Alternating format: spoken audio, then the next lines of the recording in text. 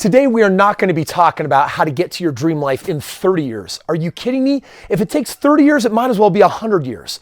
How do you create that in the next 5 years? And just to warn you, I got a little bit of something coming up right now. I don't know if it's acid reflux or if it's a rant, but I'm super passionate about this conversation about wake up and what can you do in your life to create the financial life of your dreams. And today I'm going to share with you 4 steps, things that you can do today that will actually get you on the path and make that true for you. 'Cause we're gonna be legends. What we're doing here ain't just scary. It's about to be legendary. You're going to watch this video and you're going to say, Chris, where does that action come from? Where does that excitement? Where does that passion? Is that real? Is that authentic? Listen, I get fired up when I think about the conversation in my head that I'm about to have with you, which is this. You want to live the life of your dreams. But I'm telling you right now, this is the real deal. If you can't figure out how to make at least $1 million in 5 years, then I doubt you will ever live the life that you want. Dude, think about it. You might be 20 years old in your 20s watching this, or maybe your 30s. But let me ask you, if your 20s are behind you and your 30s are behind you and you haven't made your first million, guess what? You're not going to make $1 million in your 40s or your 50s. Or at best, you'll have $1 million and it's not going to be enough. Like, why can't people do the math? I want you to realize, Chris, whoa. Are you saying that I got to find a way to make $1 million in 5 years to live amazing lifestyle? I'm saying that. Why? Because I want you to have $4 million. $4 million is 32 grand a month. 32 grand a month residually off of that money where you're just living off of the interest. That's enough for a multi-million-dollar house. That's enough for fantastic cars, the world travel, and having options and freedoms. How do you want to raise your kids? What kind of opportunities and options do you want to give them? What kind of trips do you want to take in the world? What kind of charities do you want to fund? But here's the problem. We're all in this accumulation mindset. I'm going to accumulate myself the freedom. Dude, you're making $18 an hour. You're making $10 an hour. You're making only $200 an hour. You're not saving enough money to have it stack up in a bank account to be what you need. Can't you see that? The value I have for you and you being a subscriber to this channel is that I'm going to constantly be pushing on you saying, are you motivated? Are you there? Because if you are, then your math should reflect that. And here's the simple math. In 5 years, you got to make $1 million. Now, in the last 5 years, did you make $1 million? If the answer is no, listen. In the last 5 years, did you make $500,000? If the answer is no, then listen. In the last 5 years, did you make 100 grand? If the answer is no, then listen. You're on the wrong path if you want to become financially free. As in, what you're doing is broken. It's not working. If you're throwing money in a 401k, an IRA, is it paying you a residual income? I know this is a lot of rant energy right now, but can you feel it? Can you see the problem? Evaluate right now. You go look at your last 5 years. What do you have to show? If you have little to show, then you're on the wrong show and you need a massive change. If you have something to show, then you need a semi-big change. If you have a lot to show, you might have nothing to change. You decide right now. Somehow I was fortunate to figure this out by the age of 22. And I'm screwed. Go to college, get a degree, work for someone else.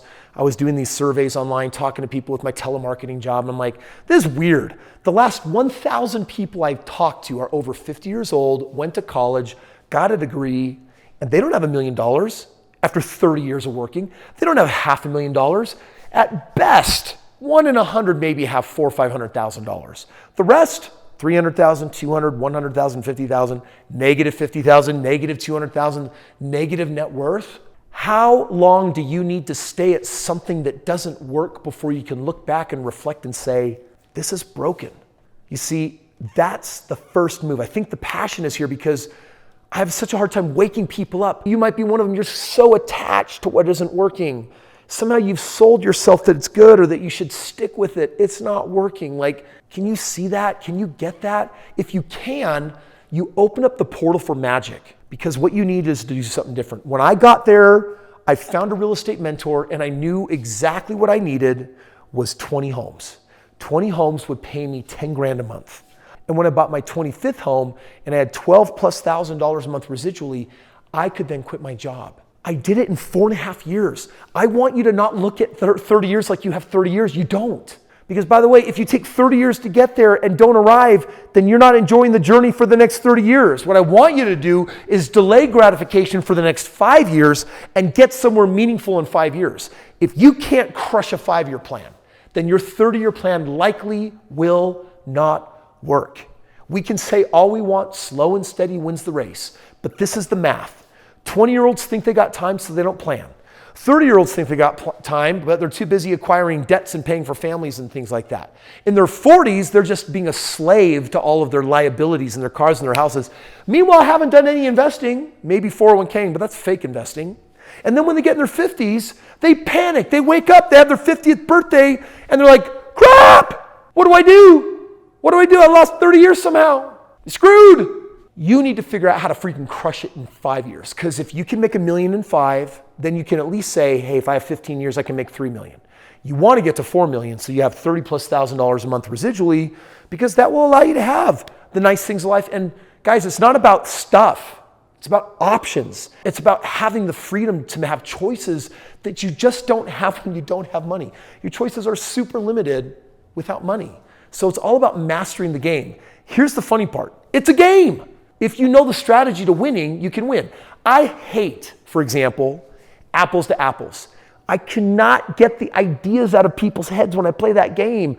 I don't know how to win. It's just so much luck in it. I hate games with luck. Give me Monopoly. I know all the rules. I have an 87% chance of crushing you. But if I give you the rules and you follow them, then you have an 87% chance of crushing me.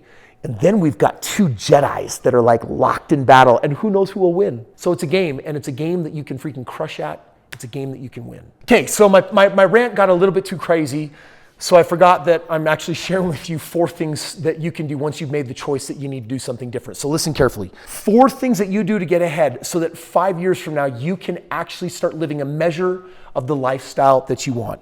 Thing number 1, you have to know what you want. Like, you have to decide it. You know how many people these days are scared to say, I want to be a millionaire?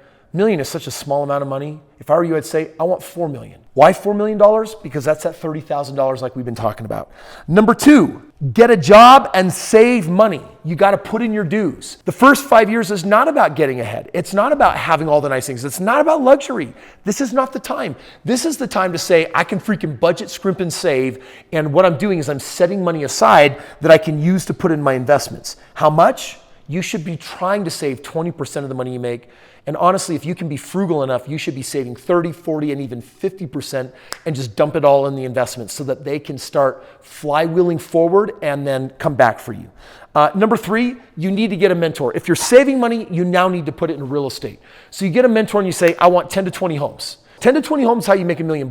So it's like, okay, how do I get 10 to 20 homes? A mentor will show you the way. And then number 4, if those homes are compounding at 25% plus average ROI, you can turn them into 100 homes.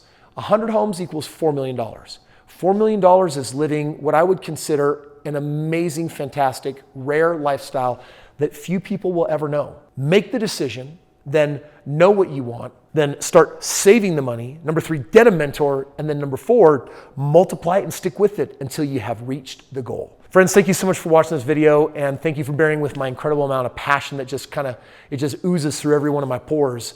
And in the link below, you're gonna get what you need to actually get in contact with my team, get a free copy of my book, and find a mentor, because that's what you need. The most important thing that you're gonna find though in the link below is a link to become one of my real estate mavericks.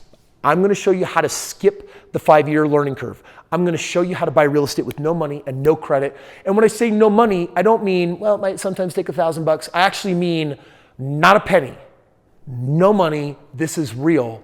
And so click that link. It'll give you exactly what you need. Thanks for watching. I love you, my friend. I look forward to connecting with you. Become one of my mavericks. Do what I've done. Let's help you live the life of your dreams.